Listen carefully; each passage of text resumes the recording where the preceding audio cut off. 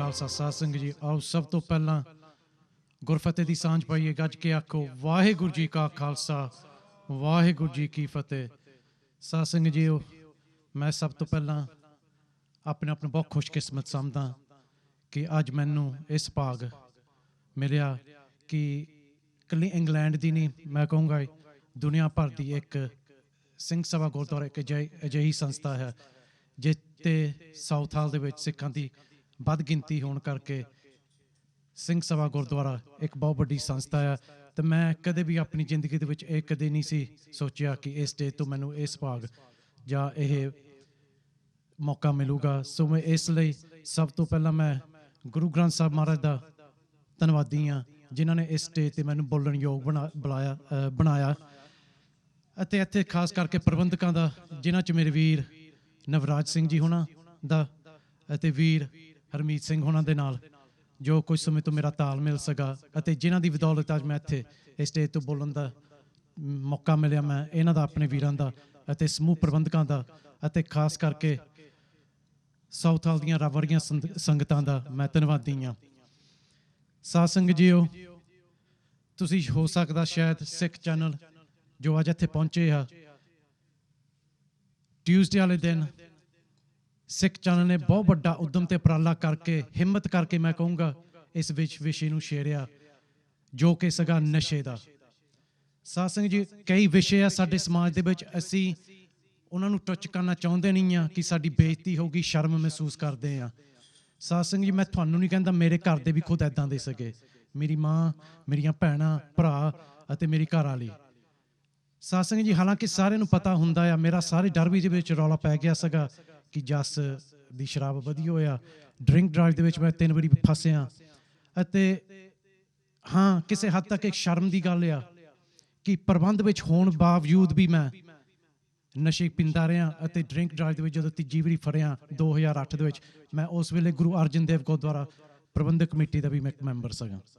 ਹਾਂ ਠੀਕ ਹੈ ਤੁਸੀਂ ਸੋਚੋਗੇ ਕਿੰਨੀ ਸ਼ਰਮ ਦੀ ਗੱਲ ਆ ਕਿ ਇਹਨੂੰ ਸ਼ਰਮ ਹੋਣੀ ਚਾਹੀਦੀ ਆ ਜ਼ਰੂਰ ਤੁਸੀਂ ਸਹੀ ਆ ਪਰ ਸਾਧ ਸੰਗਤ ਜੀ ਜੋ ਨਸ਼ੇ ਦੀ ਇਹ ਰੋਗ ਆ ਜੋ ਜਿਹਨੂੰ ਇਹ ਬਿਮਾਰੀ ਲੱਗ ਜਾਂਦੀ ਆ ਉਹਦਾ ਵੱਸ ਦਾ ਰੋਗ ਨਹੀਂ ਆ ਇੱਕ ਬਿਮਾਰੀ ਆ ਇਲਨੈਸ ਐਂਡ ਡਿਜ਼ੀਜ਼ ਇਹਨੂੰ ਕਿਹਾ ਜਾਂਦਾ ਆ। ਸਾਧ ਸੰਗਤ ਜੀ ਮੈਂ ਬਹੁਤਾ ਕੁਛ ਆਪਣੇ ਬਾਰੇ ਨਹੀਂ ਦੱਸਣਾ ਚਾਹੁੰਦਾ ਕਿਉਂਕਿ ਤੁਸੀਂ ਸਿੱਖ ਚੈਨਲ ਨੇ ਜੋ ਅਲਕੋਹਲ ਬਿਯੋਂਡ ਪ੍ਰੋਗਰਾਮ ਆ ਉਹ YouTube 'ਤੇ ਲਾਏ ਹੋਇਆ ਉਹ 'ਤੇ ਵੀ ਦੇਖ ਸਕਦੇ। ਮੇਰੀ ਘਰ ਵਾਲੀ ਨੇ ਵੀ ਆਪਣੀ ਸਟੋਰੀ ਦੱਸੀ ਸੀਗੀ ਉਹਦੇ ਵਿੱਚ ਕਿੰਨੀ ਦੁੱਖ ਉਹਨੇ ਕੱਟੇ ਮੇਰੇ ਕਰਕੇ ਮੇਰੇ ਬੱਚਿਆਂ ਨੇ ਅਤੇ ਮੇਰੀ ਮਾਂ ਨੇ ਮੇਰੇ ਭਰਾ ਨੇ ਮੇਰੀਆਂ ਭੈਣਾਂ ਨੇ।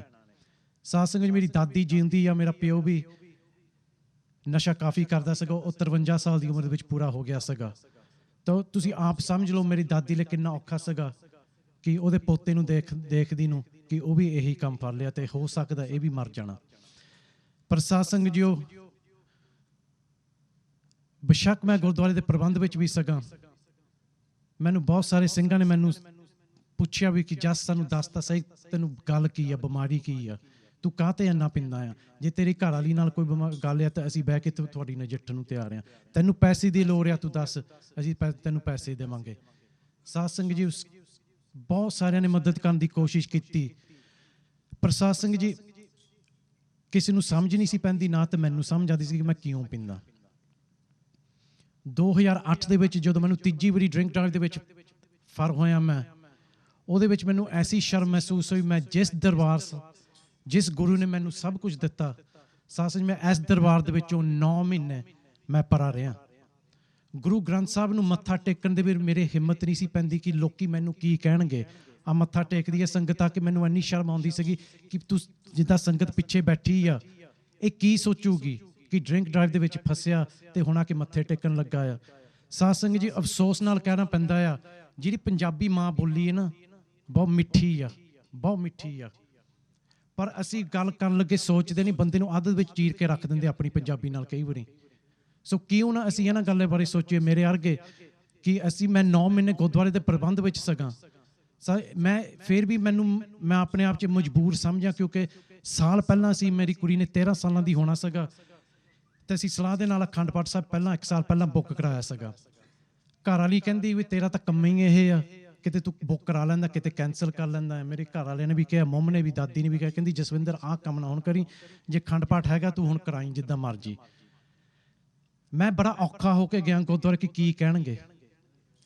ਸਾਧ ਸੰਗਤ ਜੀ, ਮੈਂ ਜਦ ਮੱਥਾ ਟੇਕਦਾ 3-4 ਮਹੀਨੇ ਜਦੋਂ ਮੈਂ ਸ਼ਰਾਬ ਛੱਡੀ ਨਾ, ਮੈਂ ਮੱਥਾ ਟੇਕਣਾ ਦੌੜ ਕੇ ਜਾ ਕੇ ਬਹਿ ਜਾਣਾ ਕਿ ਕੋਈ ਮੈਨੂੰ ਕੁਛ ਕਹੇ ਨਾ। ਮੈਨੂੰ ਉਸ ਵੇਲੇ ਆਰਾਮ ਆਇਆ, ਉਸ ਵੇਲੇ ਮੈਨੂੰ ਹਿੰਮਤ ਪਈ, ਉਸ ਵੇਲੇ ਮੈਂ ਆਪਣੇ ਆਪ 'ਚ ਮੇਰੇ ਸ਼ਕਤੀ ਪਈ। ਜਦੋਂ ਨਾਲ ਦੇ ਜਦੋਂ ਮੇਰੇ ਨਾ ਭੈਣ ਭਰਾ ਜਿਹੜੇ ਇਸ ਦੁੱਖ ਦੇ ਵਿੱਚੋਂ ਲੰਘ ਰਹੇ ਸਕੇ, ਜਦੋਂ ਉਹਦੇ ਨਾਲ ਬਹਿ ਕੇ ਉਹਨਾਂ ਦੇ ਨਾਲ ਗੱਲਾਂ ਬਾਤਾਂ ਕਰਨ ਦਾ ਮੌਕਾ ਮਿਲਿਆ। ਮੈਨੂੰ ਗੁਰਦੁਆਰੇ ਦੇ ਗਿਆਨੀਆਂ ਨੇ ਵੀ ਕਿਹਾ, ਗੁਰਦੁਆਰੇ ਦੇ ਪ੍ਰਬੰਧਕਾਂ ਨੇ ਵੀ ਕਿਹਾ, ਸਿੰਘਾਂ ਨੇ ਵੀ ਕਿਹਾ, ਜਿਨ੍ਹਾਂ ਦੇ ਨਾਲ ਮੇਰਾ ਬਚਪਨ ਤੋਂ ਪਿਆਰ ਸੀਗਾ। ਉਹ ਕਹਿੰਦੇ ਵੀ ਤੂੰ ਜੇ ਤੂੰ ਨਹੀਂ ਰਹਿ ਹੁੰਦਾ, 2 ਘੁੱਟ ਪੀ ਕੇ ਤੂੰ ਸੌ ਜਾਇਆ ਕਰ। ਸਾਧ ਸੰਗਤ ਜੀ, ਹੁਣ ਸਾਡੇ ਵਰਗਿਆਂ ਤੇ 2 ਘੁੱਟ ਤਾਂ ਨਹੀਂ ਪੀ ਹੋਣੇ। ਜਿੰਨਾ ਚਿਰ ਬੋਤਲ ਨਹੀਂ ਨਾ ਮੁੱਕਦੀ, ਉਨਾ ਚਿਰ ਸਾਨੂੰ ਨੀਂਦ ਵੀ ਨਹੀਂ ਆਉਣੀ। ਜੇ ਹੋਰ ਬੋਤਲ ਪਈ ਹੋਵੇ ਤਾਂ ਉਹਨੂੰ ਝਾਤੀ ਜਾਣਾ, ਉਹਨੂੰ ਦੇਖੀ ਜਾਣਾ ਕਿ ਚਲੋ ਇਹ ਤੇ ਹੁਣ ਸ਼ੁਰੂ ਹੋਈਏ। ਸਾਧ ਸੰਗਤ ਜੀ, ਜਦੋਂ ਉਹਨਾਂ ਜਦ ਮੈਨੂੰ ਤਰੀਕਾਂ ਚੇਤੇ ਆ ਸਾਰੀਆਂ। ਜੋ ਅੱਜ ਹੁਣ ਮੋਰਲੇ ਸਾਲ ਪਹਿਲੇ ਮਹੀਨੇ ਜਨਵਰੀ ਦੀ 30 ਤਰੀਕ ਨੂੰ ਮੈਨੂੰ 9 ਸਾਲ ਹੋ ਜਾਣੇ ਸ਼ਰਾਬ ਛੱਡੀ ਨੂੰ। ਮਾਰਚ ਦੀ 13 ਤਰੀਕ ਨੂੰ ਫਰਾਈਡੇ, ਮਾਰਚ ਦੀ 13th, ਜਿਹੜੇ ਗੋਰੇ ਕਹਿ ਦਿੰਦੇ ਬੈਡ ਲੁੱਕ ਆ, ਫਰਾਈਡੇ ਦੇ 13th, ਮੈਂ ਕਹੂੰਗਾ ਮੇਰੇ ਇੱਕ ਬਹੁਤ ਵੱਡਾ ਭਟਭਾਗਾ ਦਿਨ ਸੀਗਾ। ਮੈਂ ਪਹਿਲੀ ਆਪਣੀ ਰਿਕਵਰੀ ਮੀਟਿੰਗ 'ਚ ਹਿੱਸਾ ਲਿਆ। ਉਹਦੇ ਵਿੱਚ ਅਸੀਂ 7 ਜਾਣੇ ਸੀਗੇ। ਸਾਧ ਸੰਗਤ ਜੀ, ਜਦੋਂ ਇਕੱਲੇ ਨੇ ਆਪਣੀ ਸਟੋਰੀ, ਆਪਣੀ ਗੱਲਬਾਤ ਦੱਸੀ, ਮੈਨੂੰ ਇੱਦਾਂ ਮਹਿਸੂਸ ਹੁੰਦਾ ਸੀਗਾ ਕਿ ਉਹ ਮੇਰੀ ਗੱਲ ਕਰ ਰਹੇ ਆ। ਬੇਸ਼ੱਕ ਮੈਨੂੰ 2-3 ਮਹੀਨੇ ਹੋ ਗਏ ਸੀਗੇ ਸ਼ਰਾਬ ਛੱਡੀ ਨੂੰ, ਪਰ ਫਿਰ ਵੀ ਮੇਰੇ ਦਿਮਾਗ ਦੇ ਵਿੱਚ ਉਹੀ ਇੱਕ ਗੱਲ ਆਈ ਜਾਵੇ। ਘਰ ਵਾਲੀ ਨੇ ਤੇ ਮੰਮ ਨੇ ਇਹਨਾਂ ਨੂੰ ਸਲਾਹ ਦੇ ਨਾਲ ਇਹਨਾਂ ਨੂੰ ਗੱਲਾਂ ਦੱਸੀਆਂ ਸਾਰਿਆਂ ਨੂੰ, ਤੂੰ ਆਹ ਗੱਲ ਕਰਨੀ ਤੇ ਆਹ ਕਰਨੀ ਤੇ ਆਹ ਕਰਨੀ। ਬੇਸ਼ੱਕ 3 ਮਹੀਨੇ ਮੈਨੂੰ ਛੱਡੀ ਹੋ ਸੀਗੀ ਸ਼ਰਾਬ, ਪਰ ਜਿਹੜਾ ਮੇਰਾ ਮਨ ਸੀਗਾ ਨਾ, ਉਹ ਬਿਮਾਰ ਸੀਗਾ। ਸਾਧ ਸੰਗਤ ਜੀ, ਜਦੋਂ ਉਹਨਾਂ 7-8 ਬੰਦਿਆਂ ਦੀ ਗੱਲ ਸੁਣੀ ਮੈਂ, ਤਾਂ ਫਿਰ ਜਦ ਮੇਰੀ ਵਾਰੀ ਆਈ ਨਾ ਗੱਲ ਕਰਨੇ ਨੂੰ, ਮੈਂ ਕਹੂੰਗਾ ਕਈਆਂ ਸਾਲਾਂ ਬਾਅਦ ਮੈਂ ਰੋਇਆ, ਐਨ ਅੰਦਰੋਂ ਰੋਇਆ। ਨਹੀਂ ਤਾਂ ਕਈ ਵਾਰੀ ਮੈਂ ਮੰਮ ਨੂੰ ਗੁੰਮਰਾਹ ਕਰਕੇ ਰੋਈ ਜਾਣਾ, ਦਾਦੀ ਨੂੰ ਗੁੰਮਰਾਹ ਕਰਕੇ ਰੋਈ ਜਾਣਾ, ਕਿਤੇ ਕਹਿ ਦੇਣਾ ਘਰ ਵਾਲੀ ਦਾ ਕਸੂਰ ਆ, ਕਿਤੇ ਡੈਡੀ ਨੂੰ ਬੇਸ਼ੱਕ ਪੂਰਾ ਹੋਇਆ ਸੀ, ਡੈਡੀ ਦਾ ਨਾਂ ਲਾਈ ਜਾਣਾ, ਡੈਡੀ ਦਾ ਕਸੂਰ ਆ। ਸਾਧ ਸੰਗਤ, ਉਸ ਵੇਲੇ ਮੈਨੂੰ ਬਹੁਤ ਇੱਕ ਹੌਸਲਾ ਜਿਹਾ ਹੋਇਆ ਬਾਕੀਆਂ ਦੀਆਂ ਗੱਲਾਂ ਬਾਤਾਂ ਸੁਣ ਕੇ ਕਿ ਮੈਂ ਇਕੱਲਾ ਹੀ ਨਹੀਂ ਹਾਂ। ਸਾਧ ਸੰਗਤ ਜੀ,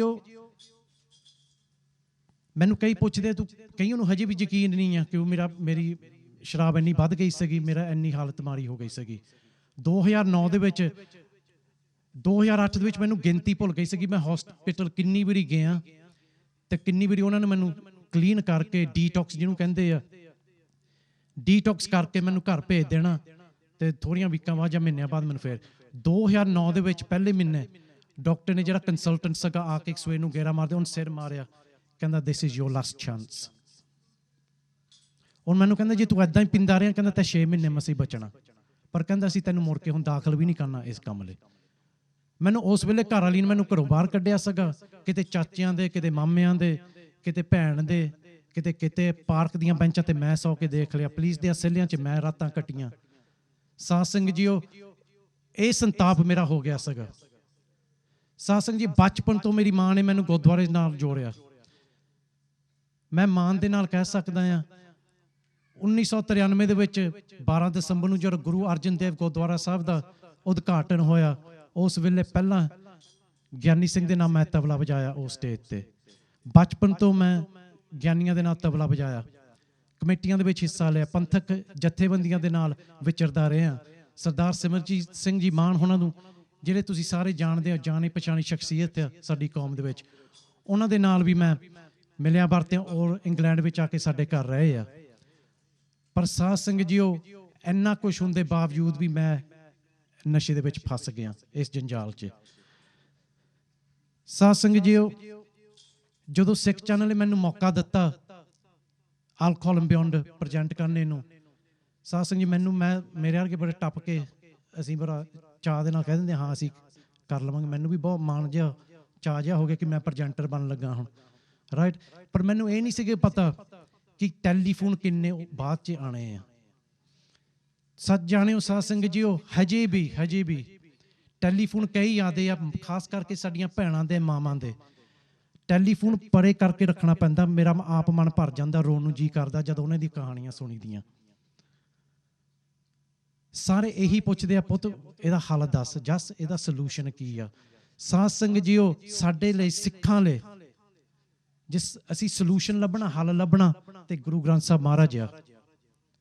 ਜੇ ਅਸੀਂ ਕੋਈ ਸਿੱਖਿਆ ਲੈਣੀ ਆ, ਸੇਧ ਲੈਣੀ ਆ, ਤੇ ਗੁਰਬਾਣੀ ਦੇ ਵਿੱਚ ਸਭ ਕੁਛ ਆ, ਪਰ ਅਸੀਂ ਦੁਨਿਆਵੀ ਹੋਣ ਕਰਕੇ ਨਾ ਅਸੀਂ ਭਟਕਦੇ ਰਹਿੰਦੇ। ਮੇਰੇ ਵਰਗੇ ਖਾਸ ਕਰਕੇ ਅਸੀਂ ਬਾਹਰਲੇ ਸੁੱਖ ਆਰਾਮ ਟੋਲਦੇ ਹਾਂ, ਅਤੇ ਨਸ਼ਿਆਂ ਦੇ ਵਿੱਚੋਂ ਵੀ ਅਸੀਂ ਸੋਚਦੇ ਹਾਂ ਪਤਾ ਨਹੀਂ ਕਿਸੇ ਨੇ ਪੁੜੀ ਦੇ ਦੇਣੀ ਆ, ਕਿਸੇ ਨੇ ਦੁਆ ਦੇ ਦੇਣੀ ਆ। ਜਿੱਦਾਂ ਗੋਰੇ ਕਹਿੰਦੇ ਨਾ ਮੈਜਿਕ ਵੰਡ ਹੁੰਦਾ ਆ, ਕੋਈ ਕਰਕੇ ਤੇ ਪੀਣੋਂ ਹਟ ਜਾਣਾ ਆ। ਸਾਧ ਸੰਗਤ ਜੀ, ਕੋਈ ਮੈਜਿਕ ਵੰਡ ਨਹੀਂ ਆ। ਮੇਰੇ ਹਿਸਾਬ ਨਾਲ, ਮੈਂ ਆਪਣਾ ਓਪੀਨੀਅਨ ਦੇ ਰਿਹਾ ਹਾਂ, ਰਾਈਟ। ਇਹ ਨਾ ਕਹੋ ਕਿ ਇਹ ਮੇਰੇ ਆਪਣੇ ਜੋ ਮੇਰਾ ਐਕਸਪੀਰੀਅੰਸ ਆ। ਕੋਈ ਮੈਜਿਕ ਵੰਡ ਨਹੀਂ ਆ, ਕੋਈ ਦੁਆ ਨਹੀਂ ਆ, ਕੋਈ ਗੋਲੀ ਨਹੀਂ ਆ।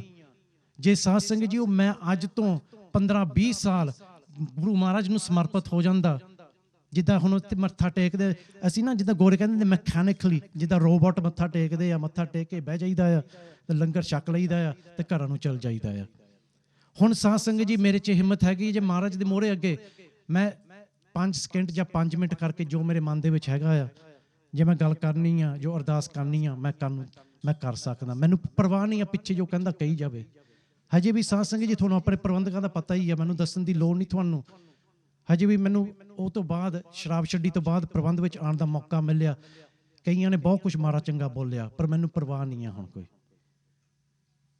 ਸਾਧ ਸੰਗਤ ਜੀ, ਉਹ ਜਦੋਂ ਸੰਗਤਾਂ ਪੁੱਛਦੀਆਂ ਆ ਕਿ ਇਹਦਾ ਸੋਲੂਸ਼ਨ ਕੀ ਆ, ਤੇ ਸਾਧ ਸੰਗਤ ਜੀ, ਮੈਂ ਸਭ ਤੋਂ ਪਹਿਲਾਂ ਜਿਸ ਚੀਜ਼ ਨੇ ਮੈਨੂੰ ਬਚਾਇਆ, ਗੁਰੂ ਗ੍ਰੰਥ ਸਾਹਿਬ ਮਹਾਰਾਜ ਨੇ, ਮੈਂ ਉਹਦਾ ਜ਼ਿਕਰ ਕਰਦਾ। ਜਾਂ ਜਿੱਥੋਂ ਮੈਨੂੰ ਦੁਨਿਆਵੀ ਹੋਣ ਕਰਕੇ ਜਿੱਥੋਂ ਮੈਨੂੰ ਆਸਰੇ ਦੀ ਲੋੜ ਆ, ਉਹ ਹੈਗਾ ਮੀਟਿੰਗਾਂ ਦੀਆਂ। ਨਸ਼ਈਆਂ ਦੇ ਨਾਲ ਬਹਿਣਾ, ਉਹ ਸੰਗਤ ਕਰਨੀ, ਮੇਲੇ ਬਹੁਤ ਜ਼ਰੂਰੀ ਆ। ਹਜੇ ਵੀ ਬੇਸ਼ੱਕ ਨੇਲੀ 9 ਸਾਲ ਹੋ ਜਾਣੇ ਆ, ਹਜੇ ਵੀ ਮੈਂ ਉਹ ਮੀਟਿੰਗਾਂ ਅਟੈਂਡ ਕਰਦਾ, ਜਿਹਨੂੰ ਤੁਸੀਂ ਜਾਣਦੇ ਹੋਵੋਗੇ, AA, Alcoholics Anonymous, Drugs Narcotics Anonymous, Cocaine Anonymous। ਇਹੋ ਜਿਹੀਆਂ ਸੰਸਥਾ ਹੈਗੀਆਂ ਸਾਧ ਸੰਗਤ ਜੀ। ਜੇ ਕਿਸੇ ਨੇ ਨਸ਼ਾ ਛੱਡਣਾ ਹੋਵੇ ਨਾ, ਤੇ ਉੱਥੇ ਜਾ ਕੇ ਉਹ ਨਸ਼ਾ ਛੱਡ ਸਕਦੇ ਆ। ਸਾਧ ਸੰਗਤ ਜੀ, ਅੱਜ ਤੋਂ ਜਨਵਰੀ ਦੀ 22 ਤਰੀਕ ਨੂੰ, ਅਗਲੇ ਜਿਹੜਾ ਜਨਵਰੀ ਚੜ੍ਹਨਾ ਪਹਿਲਾ ਮਹੀਨਾ, 22 ਤਰੀਕ ਨੂੰ 2 ਸਾਲ ਹੋ ਜਾਣੇ। ਗੁਰੂ ਅਰਜਨ ਦੇਵ ਗੁਰਦੁਆਰਾ ਡਰਬੀ ਨੇ ਸਾਨੂੰ ਨਸ਼ਈਆਂ ਨੂੰ ਇੱਕ ਕਮਰਾ ਉਹਨਾਂ ਨੇ ਦਿੱਤਾ। ਉਹ ਕਹਿੰਦੇ ਵੀ ਤੁਸੀਂ ਇੱਥੇ ਆ ਕੇ ਭਾਵੇਂ 7 ਦਿਨ ਬਹਿਣਾ, ਤੁਸੀਂ ਬਹਿ ਸਕਦੇ। ਅਸੀਂ ਉਹਨਾਂ ਨੂੰ ਇੱਕ ਵੀ ਫਰਾਈਡੇ ਵਾਲਾ ਦਿਨ ਮੰਗਿਆ ਸੀਗਾ, ਸ਼ਾਮ ਨੂੰ 7 ਤੋਂ 9। ਉਸ ਵੇਲੇ ਦੇ ਪ੍ਰਧਾਨ ਸਰਦਾਰ ਮੇਜਰ ਸਿੰਘ ਖੱਕ ਨੇ ਕਿਹਾ, ਕਹਿੰਦਾ ਜਸ, ਕਹਿੰਦਾ 7 ਦਿਨ ਬਹਿਣਾ, ਤੁਸੀਂ 7 ਦਿਨ ਆ ਕੇ ਬਹੋ। ਸ਼ਰਤ ਇੱਕ ਆ, ਨਸ਼ਾ ਪੀ ਕੇ ਨਹੀਂ ਆਉਣਾ, ਸ਼ਰਾਬ ਪੀ ਕੇ ਨਹੀਂ ਆਉਣੀ, ਕੋਈ ਡਰੱਗਸ। ਕਹਿੰਦਾ ਸਾਨੂੰ ਇੱਦਾਂ ਦੀ ਸ਼ਿਕਾਇਤ ਨਹੀਂ ਆਉਣੀ ਚਾਹੀਦੀ, ਨਹੀਂ ਤਾਂ ਕਹਿੰਦਾ ਫਿਰ ਸੌਰੀ ਅਸੀਂ। ਸਾਧ ਸੰਗਤ ਜੀ, ਮਹਾਰਾਜ ਦੀ ਕਿਰਪਾ ਆ। ਸਾਧ ਸੰਗਤ ਜੀ, 2 ਸਾਲ ਹੋ ਜਾਣੇ। ਅਤੇ ਜਿਸ ਤਰ੍ਹਾਂ ਗਿਆਨੀ ਬਲਵਿੰਦਰ ਸਿੰਘ ਹੁਣੀ ਦੱਸਿਆ, ਇਹ ਬਿਮਾਰੀ ਇਕੱਲੀ ਪੰਜਾਬ ਤੱਕ ਸੀਮਿਤ ਨਹੀਂ ਆ। ਸਾਡੇ ਪ੍ਰਚਾਰਕ ਪੰਜਾਬ ਤੋਂ ਆ ਕੇ, ਠੀਕ ਹੈ, ਉਹਨਾਂ ਨੂੰ ਦੱਸਣ ਦਾ ਫਰਜ਼ ਬਣਦਾ, ਬਹੁਤ ਜ਼ਰੂਰੀ ਆ ਦੱਸਣਾ ਵੀ, ਕਿਉਂਕਿ ਸਾਡੇ ਰਿਸ਼ਤੇਦਾਰ ਭੈਣ ਭਰਾ ਵੀ ਉੱਥੇ ਪੰਜਾਬ ਦੇ ਵਿੱਚ ਵਸਦੇ ਆ। ਪਰ ਸਾਧ ਸੰਗਤ ਜੀ, ਉਹ ਇਸ ਮੁਲਕ ਦੇ ਵਿੱਚ ਵੀ ਇੱਕ ਕੈਂਸਰ ਵਾਂਗਰ ਬਿਮਾਰੀ ਫੈਲ ਰਹੀ ਆ ਘਰਾਂ ਦੇ ਵਿੱਚ, ਕੈਂਸਰ ਦੇ ਵਾਂਗ। ਅਸੀਂ ਅੱਜ ਤੱਕ ਵੀ ਕਹੀ ਨਾ, ਜੇ ਕਿਸੇ ਨੂੰ ਬਿਮਾਰੀ ਕੈਂਸਰ ਦੀ ਹੋਵੇ, ਡਰਦੇ ਕੈਂਸਰ ਦਾ ਨਾਂ ਨਹੀਂ ਲੈਂਦੇ। ਪਤਾ ਨਹੀਂ ਕਿ ਸਾਨੂੰ ਹੀ ਪਤਾ ਨਹੀਂ, ਕਈਆਂ ਨੂੰ ਇਹੀ ਡਰ ਹੁੰਦਾ ਕਿ ਸਾਨੂੰ ਨਾ ਕਿਤੇ ਲੱਗ ਜਾਵੇ। ਪਰ ਜੇ ਨਸ਼ੇ ਦੀ ਬਿਮਾਰੀ ਦੇਖੇ, ਜਿੰਨੀਆਂ ਮੌਤਾਂ ਨਸ਼ੇ ਦੀ ਹੁੰਦੀਆਂ, ਉਨੀਆਂ ਕੈਂਸਰ ਨਾਲ ਨਹੀਂ ਹੁੰਦੀਆਂ, ਸ਼ਰਾਬ ਦੀਆਂ। ਇਹ ਮੈਂ ਨਹੀਂ ਕਹਿ ਰਿਹਾ ਸਾਧ ਸੰਗਤ ਜੀ, ਤੁਸੀਂ ਰਿਸਰਚ ਕਰਕੇ ਦੇਖ ਲਓ, ਤੇ ਜਿੰਨੀਆਂ ਸ਼ਰਾਬ ਨਾਲ ਮੌਤਾਂ ਹੁੰਦੀਆਂ, ਉਨੀਆਂ ਕੈਂਸਰ ਨਾਲ ਨਹੀਂ ਹੋਣਗੀਆਂ। ਸਾਧ ਸੰਗਤ ਜੀ, ਪਿਛਲੇ ਹਫ਼ਤੇ 6 ਤਰੀਕ ਨੂੰ ਡਰਬੀ ਦੇ ਵਿੱਚ ਇੱਕ ਮੁੰਡੇ ਨੂੰ ਪੂਰਾ 1 ਸਾਲ ਹੋ ਗਿਆ ਸੀਗਾ। 6 ਤਰੀਕ ਨੂੰ ਉਹਨੇ ਇੱਕ ਆਪਣਾ ਸਾਲ ਬਣਾਇਆ। ਸਾਧ ਸੰਗਤ ਜੀ, ਉਹ ਕਿੱਦਾਂ ਹਟਿਆ? ਮੀਟਿੰਗਾਂ ਦੇ ਵਿੱਚ ਆਉਣ ਨਾਲ, ਆਪਣੀ ਸੰਗਤ ਚੇਂਜ ਕਰਨ ਨਾਲ। ਸਾਧ ਸੰਗਤ ਜੀ, ਉਹ ਮੁੰਡਾ ਆਪ ਆਪਣੇ ਮੂੰਹੋਂ ਦੱਸਦਾ, ਕਹਿੰਦਾ ਮੈਂ ਗੁਰਦੁਆਰੇ ਸਿਰਫ ਜਾਂ ਕੋਈ ਵਿਆਹ ਹੋਵੇ ਜਾਂ ਕੋਈ ਅਖੰਡ ਪਾਠ ਹੋਵੇ, ਤਾਂ ਮੈਂ ਉਸ ਵੇਲੇ ਆਦਾ ਸੀਗਾ। ਅੱਜ ਸਾਧ ਸੰਗਤ ਜੀ, ਉਹ ਮੰਡੇ ਵਾਲੇ ਦਿਨ ਅਲਕੋਹਲਿਕਸ ਅਨੋਨਿਮਸ ਦੀ ਮੀਟਿੰਗ ਤੋਂ ਪਹਿਲਾਂ ਉਹ ਗੁਰਦੁਆਰੇ ਸਾਹਿਬ ਮੱਥਾ ਟੇਕਣ ਆਦਾ, ਤੇ ਲੰਗਰ ਦੀ ਸੇਵਾ ਦੇ ਵਿੱਚ ਭਾਂਡਿਆਂ ਦੀ ਸੇਵਾ ਕਰਦਾ। ਫਰਾਈਡੇ ਵਾਲੇ ਦਿਨ ਮੈਨੂੰ ਹੁਣ ਘਰੋਂ ਚੱਕਣਾ, ਗੁਰਦੁਆਰੇ ਆਉਣਾ, ਤੇ ਜੇ ਉਹਦੇ ਕੋਲ ਟਾਈਮ ਹੋਵੇ ਤਾਂ ਫਿਰ ਉਹ ਲੰਗਰ ਦੀ ਸੇਵਾ ਕਰਨੀ, ਜਾ ਕੇ ਭਾਂਡੇ ਮਾਂਜਣੇ, ਤਾਂ ਫਿਰ ਉੱਪਰ ਆ ਕੇ ਉਹਨੂੰ ਮੀਟਿੰਗ 'ਚ ਬਹਿਣਾ। ਸਾਧ ਸੰਗਤ ਜੀ, ਉਹ ਜਿੱਥੇ ਕਹਿੰਦਾ ਸੀਗਾ ਮੈਂ ਗੁਰਦੁਆਰੇ ਮੱਥਾ ਨਹੀਂ ਸੀ ਟੇਕਦਾ, ਸਿਰਫ ਆਨੰਦ ਕਾਰਜ ਤੇ ਜਾਂ ਅਖੰਡ ਪਾਠ ਸਾਹਿਬ ਤੇ ਜਾਂਦਾ ਸੀਗਾ। ਅੱਜ ਉਹਦੀ ਜ਼ਿੰਦਗੀ ਦੇ ਵਿੱਚ ਕਿੱਦਾਂ ਸੁਧਾਰ ਆਇਆ? ਕਾਰਨ ਕੀ? ਉਹਨ ਆਪਣਾ ਆਪ ਗੁਰੂ ਗ੍ਰੰਥ ਸਾਹਿਬ ਮਹਾਰਾਜ ਨੂੰ ਸਮਰਪਿਤ ਕਰ ਦਿੱਤਾ। ਸਾਧ ਸੰਗਤ ਜੀ, ਜਿਹੜੇ ਅਲਕੋਹਲਿਕਸ ਅਨੋਨਿਮਸ ਦੇ ਵਿੱਚ ਨਾ ਜਾਂਦੇ, ਉਹਨਾਂ ਦੇ 12 ਸਟੈਪਸ ਆ। ਉਹਨਾਂ ਦੇ ਵਿੱਚੋਂ 12 ਸਟੈਪਸ ਦੇ ਵਿੱਚ ਵੀ ਦੂਜਾ ਸਟੈਪ ਆ, hand your will over to God. ਆਪਣੇ ਆਪ ਨੂੰ ਆਪਣੇ ਗੁਰੂ ਨੂੰ ਸਮਰਪਿਤ ਹੋਵੋ। ਜਿਹੜੇ ਦੋ ਗੋਰਿਆਂ ਨੇ ਇਹ ਸੰਸਥਾ ਸ਼ੁਰੂ ਕੀਤੀ ਸੀਗੀ, ਉਹ ਕ੍ਰਿਸਚਨ ਧਰਮ ਦੇ ਸੀਗੇ। ਪਰ ਸਾਧ ਸੰਗਤ ਜੀ, ਉਹ ਬਹੁਤ ਲੋਕ ਰੱਬ ਦਾ ਨਾਂ ਲੈ ਤੇ ਡਰਦੇ ਆ। ਉਹਨਾਂ ਨੇ ਕੀ ਕੀਤਾ, ਉਹ ਕਹਿੰਦੇ ਵੀ ਰੱਬ ਦਾ ਨਾਂ ਨਾਲ, ਗੋਡ ਦਾ ਨਾਂ ਕਹਿੰਦੇ ਤੂੰ ਇਹਨੂੰ ਕੱਢ ਦਿਓ, ਗੋਡ ਦਾ ਨਾਂ। ਉਹਨਾਂ ਨੇ ਕਹਿੰਦੇ your higher power, a god of your understanding, right. ਜਿਹਨੂੰ ਤੁਸੀਂ ਗੁਰੂ ਮੰਨਦੇ ਆ, ਜਿਹਨੂੰ ਤੁਸੀਂ ਰੱਬ ਮੰਨਦੇ, ਸਾਡੇ ਲਈ ਸਿੱਖਾਂ ਲਈ ਕੀ ਆ? ਗੁਰੂ ਗ੍ਰੰਥ ਸਾਹਿਬ ਮਹਾਰਾਜ ਆ। ਉਸ ਮੇਰੇ ਵੀਰ ਨੇ ਸਾਧ ਸੰਗਤ ਜੀ ਆਪਣੇ ਆਪ ਨੂੰ ਗੁਰੂ ਨੂੰ ਸਮਰਪਿਤ ਹੋ ਕੇ ਉਹਨੇ ਇਹੀ ਪ੍ਰਣ ਕੀਤਾ ਸੀਗਾ ਕਿ ਜੋ ਮੇਰੀਆਂ ਮੁਸ਼ਕਲਾਂ ਤੁਹਾਡੀਆਂ ਮੁਸ਼ਕਲਾਂ ਆ। ਸਾਧ ਸੰਗਤ ਜੀ, ਜਦੋਂ 2009 ਦੇ ਵਿੱਚ ਵੀ ਮੇਰੇ ਜਿਹੜੇ ਉਸਤਾਦ ਸੀਗੇ ਇਸ ਕੰਮ ਦੇ ਵਿੱਚ, ਇੱਕ ਕਾਲਾ ਸੀਗਾ ਜਿਹਨੇ ਮੇਰੀ ਬਹੁਤ ਮਦਦ ਕੀਤੀ। ਅਜੇ ਵੀ ਮੈਂ ਉਸ ਕਾਲੇ ਨੂੰ, ਡੇਵਿਡ ਨੂੰ ਫੋਨ ਕਰਕੇ, ਮੈਨੂੰ ਕੋਈ ਪ੍ਰੋਬਲਮ ਆਉਂਦੀ ਹੈ, ਮੈਂ ਡੇਵਿਡ ਨੂੰ ਟੈਲੀਫੋਨ ਚੱਕਦਾ, ਡੇਵਿਡ ਮੈਨੂੰ ਆਹ ਮੁਸ਼ਕਿਲ ਆ, ਉਹਨੂੰ ਮੈਨੂੰ ਸਿੱਖਿਆ ਦੇਣੀ। ਗੁਰੂ ਅਰਜਨ ਦੇਵ ਗੁਰਦੁਆਰਾ ਡਰਬੀ ਦੇ ਵਿੱਚ ਅਸੀਂ 3 ਸਾਲ ਹੋ ਗਏ ਲਗਾਤਾਰ, ਹੁਣ 3 ਸਾਲ ਨਸ਼ਈਆਂ ਨੇ ਅਖੰਡ ਪਾਠ ਸਾਹਿਬ ਦੀ ਸੇਵਾ ਕੀਤੀ ਆ ਕਿ ਗੁਰੂ ਮਹਾਰਾਜ ਸਾਨੂੰ ਹੋਰ ਹਿੰਮਤ ਦੇਵੇ। ਜਿਹੜੇ ਭੈਣ ਭਰਾ ਆ ਸਾਡੇ ਇਸ ਵੇਲੇ ਮੁਸ਼ਕਿਲ ਦੇ ਵਿੱਚ, ਉਹਨਾਂ ਨੂੰ ਵੀ ਮਹਾਰਾਜ ਉਹਨਾਂ ਦਾ ਵੀ ਸਹਾਰਾ ਦੇਣ ਇੱਕ ਗੁਰਬਾਣੀ ਦੇ ਰਾਹੀਂ। ਪਹਿਲੇ ਸਾਲ ਸਾਧ ਸੰਗਤ ਜੀ, ਜਦੋਂ ਡੇਵਿਡ ਅਖੰਡ ਪਾਠ ਸਾਹਿਬ ਦੇ ਵਿੱਚ ਆਇਆ, ਜਦੋਂ ਭੋਗ ਪੈ ਗਿਆ, ਕੀਰਤਨ ਦਾ ਆਰੰਭ ਹੋ ਗਿਆ, ਤੇ ਮੈਂ ਡੇਵਿਡ ਨੂੰ ਮਾਲਕ ਦੀ ਨਹੀਂ ਕਿਹਾ, ਮੈਂ ਕਿ ਡੇਵਿਡ, ਮੈਂ ਕਿਹਾ ਆਦਾ ਚਾਹ ਦਾ ਕੱਪ ਪੀ ਲਈਏ। ਉਹ ਕਹਿੰਦਾ ਨਹੀਂ ਤੂੰ ਜਾ। ਕਹਿੰਦਾ ਮੈਂ ਸਵੇਰੇ ਆਪਣਾ ਜਦੋਂ ਆਪਾਂ ਪਾਠ ਕਰਦੇ, ਉਹ ਕਹਿੰਦਾ ਮੈਂ ਆਪਣੀ ਮੈਡੀਟੇਸ਼ਨ ਨਹੀਂ ਸੀ ਕੀਤੀ। ਮੈਨੂੰ ਬੜੀ ਹੈਰਾਨਗੀ ਆਈ। ਮੈਂ ਕਿਹਾ ਦੇਖ ਲੈ, ਸਾਡੇ ਗੁਰਦੁਆਰਾ ਸਾਹਿਬ ਜਿਹੜੀ ਇਹਨਾਂ ਆਪਣੀ ਮੈਡੀਟੇਸ਼ਨ ਕਰਨੀ ਸੀਗੀ, ਅੱਜ ਗੁਰਦੁਆਰੇ ਬਹਿ ਕੇ ਕਰਨ ਲੱਗਾ ਹੈ। ਸਾਧ ਸੰਗਤ ਜੀ, ਮੈਨੂੰ ਡੇਵਿਡ ਨੇ ਕਿਹਾ, ਕਹਿੰਦਾ ਜਸ, ਕਹਿੰਦਾ ਤੂੰ ਕਿਸੇ ਤੇ ਸ਼ਰਾਬ ਨਹੀਂ ਤੇਰੀ ਛੁੱਟਣੀ ਜਿੰਨਾ ਤੱਕ ਤੂੰ ਆਪਣੇ ਆਪ ਨੂੰ, ਆਪਣੇ ਗੁਰੂ ਨੂੰ, ਮੇਰੇ ਗੁਰੂ ਨੂੰ ਨਹੀਂ, ਆਪਣੇ ਗੁਰੂ ਨੂੰ ਸਮਰਪਿਤ ਨਹੀਂ ਹੁੰਦਾ। ਸੋ ਸਾਧ ਸੰਗਤ ਜੀ, 8-9 ਸਾਲਾਂ ਦੇ ਵਿੱਚ ਜੇ ਮੈਂ ਤੁਹਾਨੂੰ ਦੱਸ ਦੇਵਾਂ ਨਾ ਕਿੰਨੀਆਂ ਮੁਸ਼ਕਲਾਂ ਮੈਨੂੰ ਆਈਆਂ ਆ, ਤੁਸੀਂ ਯਕੀਨ ਨਹੀਂ ਕਰਨਾ। ਮੇਰੇ ਕੋਲ ਹਰੇਕ ਬਹਾਨਾ ਸੀਗਾ ਪੀਣ ਨੂੰ, ਹਰੇਕ ਬਹਾਨਾ ਸੀਗਾ। ਮੈਨੂੰ ਪਤਾ ਸਾਰੇ ਨੇ, ਕਈਆਂ ਨੇ ਮੈਨੂੰ ਕਹਿੰਦੇ ਚਲ ਕੋਈ ਨਹੀਂ, ਜੇ ਪੀ ਵੀ ਲਈ ਤਾਂ ਆਹ ਮੁਸ਼ਕਿਲ ਸੀਗੀ। ਪਰ ਮੈਨੂੰ ਗੁਰੂ ਮਹਾਰਾਜ ਤੇ ਭਰੋਸਾ ਸੀਗਾ। ਐਤਕੀ ਇਸ ਵੇਲੇ ਮੈਨੂੰ ਗੁਰੂ ਮਹਾਰਾਜ ਤੇ ਭਰੋਸਾ ਆ ਕਿ ਜੋ ਵੀ ਮੇਰੀਆਂ ਮੁਸ਼ਕਲਾਂ ਆ, ਗੁਰੂ ਮਹਾਰਾਜ ਮੈਨੂੰ ਆਪ ਹੱਲ ਕਰੂਗਾ। ਸਾਧ ਸੰਗਤ ਜੀਓ, ਸੋਲੂਸ਼ਨ ਇੱਥੇ ਹੀ ਆ, ਭਟਕਣ ਦੀ ਕੋਈ ਲੋੜ ਨਹੀਂ ਆ। ਡਾਕਟਰ ਨੇ ਤੁਹਾਨੂੰ, ਤੁਸੀਂ ਜਿਹੜੇ ਮਰਜ਼ੀ ਡਾਕਟਰ ਨੂੰ ਪੁੱਛ ਕੇ ਦੇਖ ਲਓ, ਅੱਜ ਜਿਨ੍ਹਾਂ ਨੇ ਤੁਹਾਨੂੰ ਠੱਗਣਾ ਹੈ ਨਾ, ਉਹਨਾਂ ਨੇ ਤਾਂ ਕਹਿ ਦੇਣਾ 50 ਪਾਉਣ ਦੀ ਲੈ ਲੈ 5-10 ਗੋਲੀਆਂ, ਜਾਂ ਕਿਸੇ ਨੇ ਕੁਛ ਕਹਿਣਾ ਜਾਂ ਕਿਸੇ ਨੇ ਕੁਛ ਕਹਿਣਾ। ਡਰਬੀ ਦੇ ਵਿੱਚ ਇੱਕ ਮੁੰਡਾ ਆ ਜਿਹਨੇ 50,000 ਪਾਉਂਡ ਲਾਏ ਆ। ਪ੍ਰਾਈਵੇਟ ਕਲੀਨਿਕ, ਤੁਸੀਂ ਸੁਣਿਆ ਹੋਣਾ, ਪ੍ਰਾਈਵੇਟ ਕਲੀਨਿਕ ਕਈਆਂ ਨੇ 50,000 ਪਾਉਂਡ ਲਾਇਆ ਤੇ ਉਹ ਹਜੇ ਤੱਕ ਨਹੀਂ ਹੁਣ ਸ਼ਰਾਬ ਛੱਡੀ। ਜੇ ਸ਼ਰਾਬ ਛੱਡ ਦਿੰਦਾ ਆ ਤੇ ਉਹ ਫਿਰ ਜਿਹੜਾ ਕੈਨੇਬਿਸ ਉਹ ਪੀਣ ਲੱਗ ਪੈਂਦਾ ਆ। ਨਸ਼ਾ ਤਾਂ ਉਹਦਾ ਛੁੱਟਾ ਨਹੀਂ। ਸਾਧ ਸੰਗਤ ਜੀ, ਮੈਂ ਗੁਰੂ ਗ੍ਰੰਥ ਸਾਹਿਬ ਦੀ ਹਜ਼ੂਰੀ 'ਚ ਦਾਅਵੇ ਨਾਲ ਕਹਿ ਸਕਦਾ, ਮੈਂ ਇੱਕ ਪੈਣੀ ਨਹੀਂ ਲਾਈ ਆਪਣਾ ਨਸ਼ਾ ਛਡਾਉਣ ਨੂੰ, ਇੱਕ ਪੈਣੀ ਵੀ। ਮੈਨੂੰ ਕਈ ਪੁੱਛਣ ਲੱਗ ਪੈਂਦੇ, ਕਹਿੰਦੇ ਵੀ ਤੈਨੂੰ ਕੀ ਬਿਪਤਾ ਪਈ, ਤੂੰ ਕਿਤੇ ਨਸ਼ੇ ਛਡਾਉਣ ਲੱਗਾ ਆ। ਸੁਣਦਾ ਤਾਂ ਕੋਈ ਹੈ ਨਹੀਂ ਤੇਰੀ ਗੱਲ। ਸਾਧ ਸੰਗਤ ਜੀ, ਮੈਨੂੰ ਪਰਵਾਹ ਨਹੀਂ ਹੈ ਕੋਈ ਸੁਣੇ ਜਾਂ ਨਾ ਸੁਣੇ, ਪਰ ਹੋ ਸਕਦਾ ਮਹਾਰਾਜ ਨੇ ਮੇਰੀ ਇਸੇ ਕਰਕੇ ਨਸ਼ਾ ਛਡਾਇਆ ਹੋਵੇ ਕਿ ਮੈਂ ਕਿਸੇ ਦੇ ਹੋਰ ਕਿਸੇ ਨੂੰ ਹੌਸਲਾ ਦੇ ਸਕਾਂ। ਸਾਧ ਸੰਗਤ ਜੀ, ਸਾਊਥ ਹਾਲ ਦੇ ਵਿੱਚ ਮੈਨੂੰ ਪਤਾ ਆ, ਕੱਲੇ ਇੱਥੇ ਸਿੰਘ ਸਭਾ ਗੁਰਦੁਆਰੇ ਦੇ ਪ੍ਰਬੰਧਕ ਆਣੇ ਨੇ, ਮੇਰੇ ਵੀਰ ਨਵਰਾਜ ਸਿੰਘ ਨੇ, ਹਰਮੀਤ ਸਿੰਘ ਨੇ, ਇੱਥੇ ਸਮੂਹ ਇਹਨਾਂ ਦੇ ਸਾਥੀਆਂ ਨੇ ਇੱਕ ਉਦਮ ਤੇ ਉਪਰਾਲਾ ਕਰਕੇ ਅੱਜ ਦਾਸ ਨੂੰ ਇਹ ਮੌਕਾ ਦਿੱਤਾ। ਪਰ ਸਾਧ ਸੰਗਤ ਜੀ, ਇੱਕ ਇੱਥੇ ਸੰਸਥਾ ਹੁਣ ਚੈਰਿਟੀ ਫਰਸਟ ਸਟੈਪ ਗਰੁੱਪ ਦੇ ਨਾਂ ਤੇ, ਜਿਨ੍ਹਾਂ ਦੀ ਇੱਕ ਹਿੱਸਾ ਫਰਸਟ ਸਟੈਪਸ ਫਾਊਂਡੇਸ਼ਨ, ਸਾਜੋ ਮੈਂ ਨਹੀਂ ਸੀ ਸ਼ੁਰੂ ਕੀਤੀ, ਇੱਥੇ ਦੇ ਸੇਵਾਦਾਰਾਂ ਨੇ ਕੀਤੀ ਆ। ਉਹਨਾਂ ਦੀ ਇੱਕ ਕੋਸ਼ਿਸ਼ ਆ ਕਿ ਜਿੱਦਾਂ ਅਸੀਂ ਡਰਬੀ ਦੇ ਵਿੱਚ ਮੀਟਿੰਗਾਂ ਇੱਕ ਸ਼ੁਰੂ ਕੀਤੀਆਂ ਆ, ਕਿ ਕਿਉਂ ਨਹੀਂ ਅਸੀਂ ਤੁਹਾਡੇ, ਤੁਸੀਂ ਤਾਂ ਮੈਂ ਕਹਿੰਦਾ ਬਹੁਤ ਵਧੀਆ, ਤੁਹਾਡੇ ਕੋਲ ਨੋਵੁੱਡ ਹਾਲ ਆ, ਨੋਵੁੱਡ ਹਾਲ ਦੇ ਵਿੱਚ ਤੁਸੀਂ ਇਹ ਮੀਟਿੰਗਾਂ ਸ਼ੁਰੂ ਕਰ ਸਕਦੇ ਆ। ਸਾਧ ਸੰਗਤ ਜੀਓ, ਅਤੇ ਇਹਨਾਂ ਨੇ ਇਹ ਵੀ ਕੋਸ਼ਿਸ਼ ਕੀਤੀ ਆ ਪਰਿਵਾਰਾਂ ਲਈ। ਡਰਬੀ ਹਜੇ ਇਹ ਮੀਟਿੰਗਾਂ ਅਸੀਂ ਫੈਮਿਲੀ ਵਾਲੇ ਸ਼ੁਰੂ ਨਹੀਂ ਕੀਤੀਆਂ। ਬਹੁਤ ਖੁਸ਼ੀ ਦੀ ਗੱਲ ਆ ਸਾਧ ਸੰਗਤ ਜੀਓ ਕਿ ਇਹਨਾਂ ਨੇ ਹੁਣ ਨਵਰਾਜ ਸਿੰਘ ਦੇ ਨਾਲ ਉੱਪਰ ਅਸੀਂ ਬੈਠੇ ਸੀਗੇ, ਇਹਨਾਂ ਨੇ ਦਸੰਬਰ ਦੀ 28 ਤਰੀਕ ਥਰਸਡੇ ਵਾਲਾ ਦਿਨ 6 ਵਜੇ ਸ਼ਾਮ ਦੇ 6 ਵਜੇ 28 ਤਰੀਕ ਨੂੰ ਸਾਧ ਸੰਗਤ ਜੀ ਇਹਨਾਂ ਨੇ ਫੈਮਿਲੀ ਵਾਲੇ ਨੋਵੁੱਡ ਹਾਲ ਦੇ ਵਿੱਚ ਮੈਂ ਕਿਹਾ ਗੁਰਦੁਆਰਾ ਸਾਹਿਬ ਵਿਖੇ ਇਹ ਮੀਟਿੰਗ ਪਰਿਵਾਰਾਂ ਲਈ ਇਹ ਇਹਨਾਂ ਨੇ ਸ਼ੁਰੂ ਕਰਨੀ ਆ।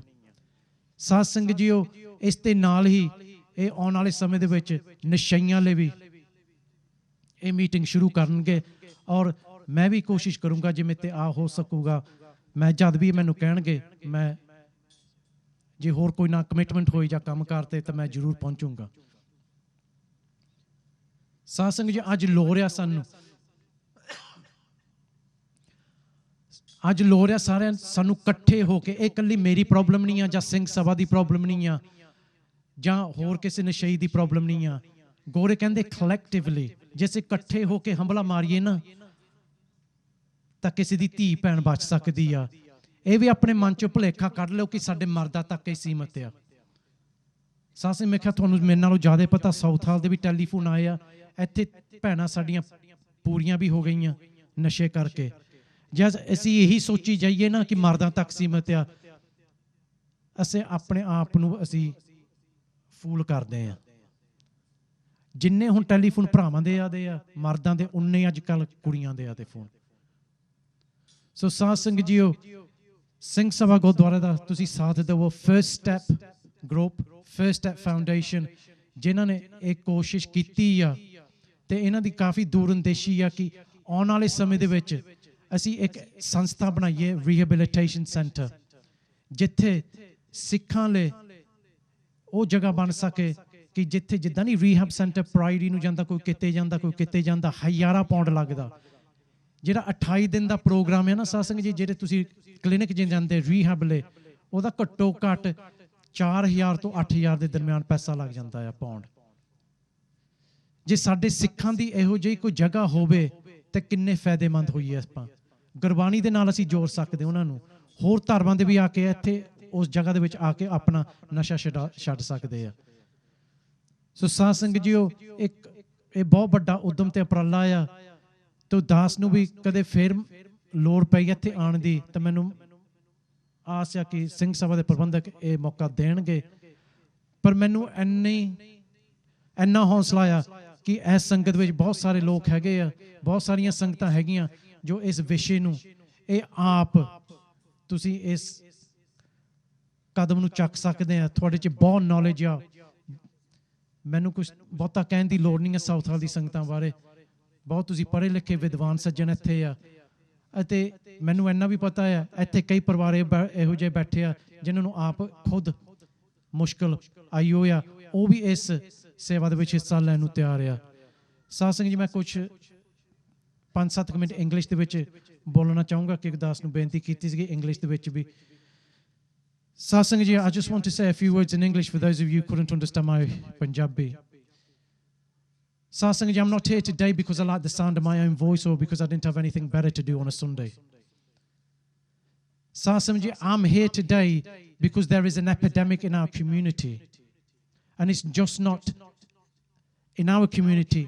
It's a problem that's in every community. But Saad Sangat ji, there's one thing that our community, the Sikh Punjabi community, whatever you want to call it, some don't want it to be a Sikh problem, some don't want it to be a Punjabi problem, right? That's for you to decide.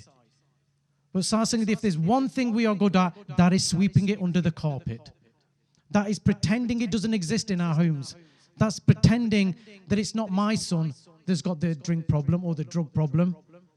That's because we're embarrassed to admit it. Saad Sangat ji, I'm living proof that you can give up alcohol and drugs. Next month on January the 30th, it will be 9 years since I had my last drink. It's difficult, it's tough. We all know that. If you want to succeed in life, you know, you talk to Anthony Joshua, you talk to Cristiano Ronaldo. They didn't get to where they were in their careers by staying in bed till midday.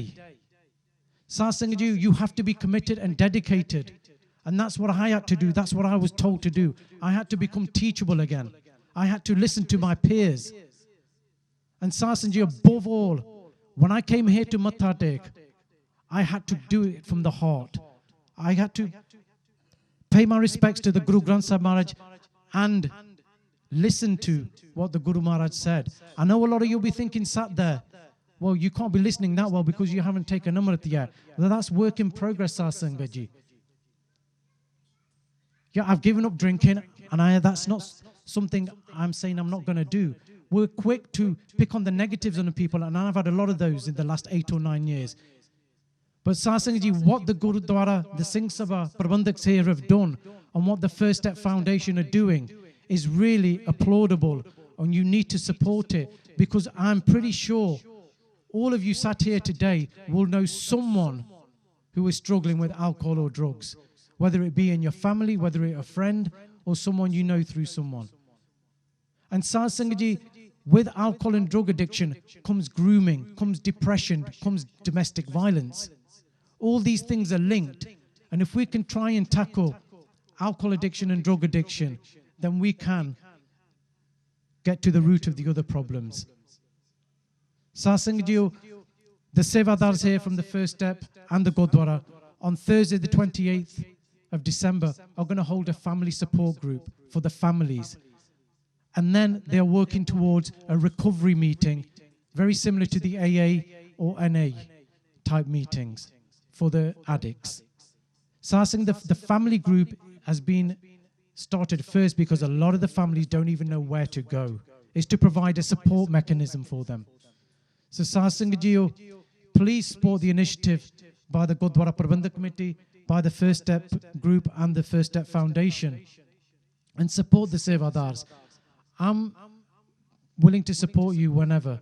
I'm quite happy to travel from Derby to Southall. I'm very privileged to do this. And Satsanga ji, amongst my achievements, many people ask me, what are your achievements in recovery? Some of you have probably heard of the Sikh Khanda Poppy. A few years ago, myself and my cousin created that, and the Royal British Legion implemented that. Last year, I had the opportunity to go to the UN on a 3-day drug session.